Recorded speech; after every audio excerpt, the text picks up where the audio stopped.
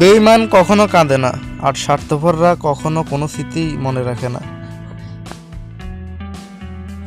এটা নাকি একটা ওভারব্রিজ, দেখেন ভিতরের দৃশ্য। এবং এই একটা ওভারব্রিজের ভিতরে কতগুলো ফায়ার এক্সটিংগুইশার, মানে কখনো যদি আগুন লাগে তাহলে এই আগুন ফায়ার এক্সটিংগুইশার দিয়ে আগুন। আসলে প্রত্যেক মানুষের জীবনে কিছু না কিছু শব্দহীন ব্যথা থাকে, যার সাক্ষী সে শুধু নিজেই, যে ব্যথা কাউকে বলে বোঝানো যাবে না। ভাবিয়া করিও কাজ, করিয়া ভাবিও না। মনে রেখো, শব্দের বানান ভুল হলে যেমন শব্দের মানেটা পাল্টে যায়, ঠিক তেমনি জীবনের কিছু কিছু ভুলের জন্য পুরো জীবনটাই এলোমেলো হয়। জীবনটা নাটক নয়, কিন্তু কিছু কিছু মানুষ এত অভিনয় করে যে কোনটা আসল কোনটা নকল চেনা মুশকিল হয়ে যায়। যাত্রা কখনো শেষ হয় না, শুধু গন্তব্য বদলায়। মাটির উপর থাকতে মানুষ কখনো মূল্য দেয় না, মাটির নিচে চলে গেলে মানুষ অনেক আফসোস করে। বাড়ি থেকে বেরিয়ে আয়, আমি দোকানের কাছে আছি, এই কথা বলা মানুষগুলো আজ জীবনের তাগিদে ভিন্ন ভিন্ন শহরে। পৃথিবী বড়ই অদ্ভুত, চলতে চলতে মানুষের সাথে পরিচয়, এরপর মায়ায় জড়িয়ে যাওয়া, এরপর হারানোর ভয়, এরপর হয়তো একদিন সত্যি সত্যি হারিয়ে যায়। আমাকে একবার নয়, যদি হাজারবার জিজ্ঞেস করা হয় এই পৃথিবীর সবচেয়ে কঠিন কাজ কি, আমি বলবো মানুষ চেনা।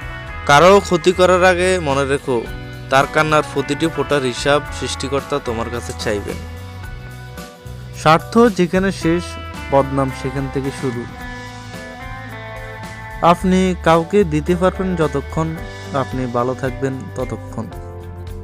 কিছু মানুষের ঋণ কখনোই শোধ করতে পারবো না, কারণ তারা যে দুঃখ আমায় দিছে, সে দুঃখ ফিরিয়ে দেওয়ার মতো সামর্থ্য আমার নেই। অর্ধেক জীবন পার করে বুঝতে পারলাম আমি কখনোই মানুষ চিনতে পারি নাই। যাদের জন্য হৃদয় উজাড় করে দিলাম, তারাই নিঃশর্তভাবে বুঝিয়ে দিল আমি তাদের কেউ না। লোভী আর স্বার্থপর কখনো সম্পর্কের মর্যাদা দিতে জানে না, তাদের কাছে ভালোবাসা নয়, শুধু নিজের স্বার্থই বড়। তাই সুযোগ ফেলে তারা মানুষ আর সম্পর্ক দুটোই বদলে ফেলে। সময়ের মুখোমুখি হলেই বোঝা যায় মানুষ শুধু কথাতেই আপন। হিংসুকে প্রথম ক্ষতি হলো হিংসে করে নিজের ক্ষতি নিজেই করে। আমার বাবার একটা হাসি আমার হাজারো দুঃখ মুছিয়ে দিতে সক্ষম।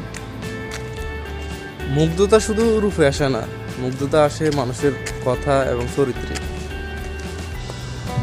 সূর্য ডুবে গেলে পৃথিবী অন্ধকার, আর মা হারিয়ে গেলে জীবনটাই অন্ধকার। জীবনে আপনি একদিন সব পাবেন, কিন্তু আপনাকে বোঝার মতো একটা মানুষ পাবেন না। কখন কোথায় থেকে সরে আসতে হবে এটা বুঝতে পারলেই জীবন সুন্দর।